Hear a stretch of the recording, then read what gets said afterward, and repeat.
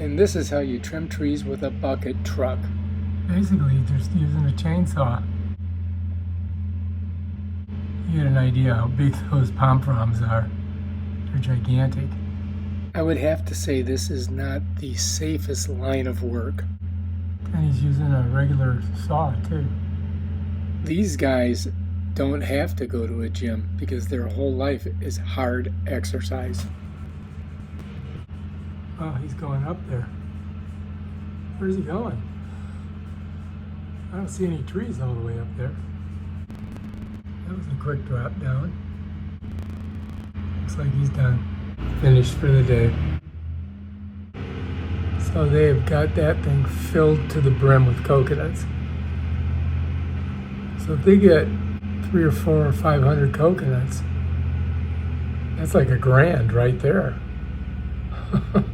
It's $1,000 worth of coconuts, maybe more, maybe 2,000. That's how big those things are. They're huge. And that truck is almost filled. Getting dry and cooling off. And there is the tree trimmed. This one's being trimmed. That one has been trimmed.